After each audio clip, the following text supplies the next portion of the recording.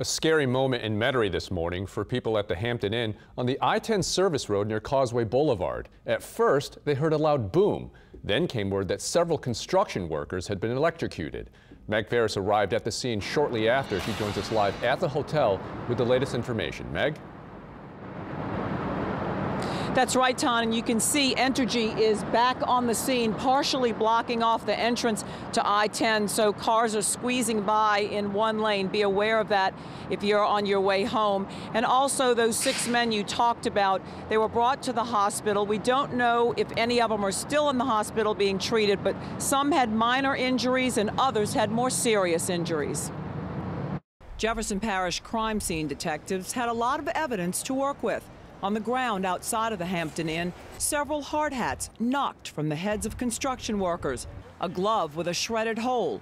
Near those, a piece of metal scaffolding with a black charred mark, possibly the point of contact with the high-power energy lines. It's under investigation, but we believe that's what happened, that one of the high-power lines came in contact with the scaffolding or a piece of the scaffolding that was being moved to build the scaffolding. One worker, possibly the one carrying the pole, took the brunt of the current.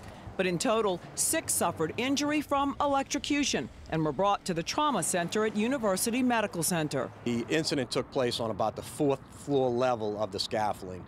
As I said, 5 of the victims were able to get themselves to the ground on their own.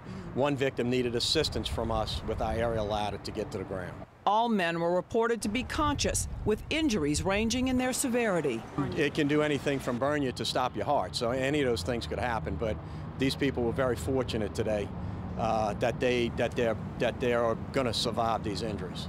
Left behind on the scene with detectives were the Jefferson Parish Fire Department, Entergy crews, and many stunned fellow construction workers.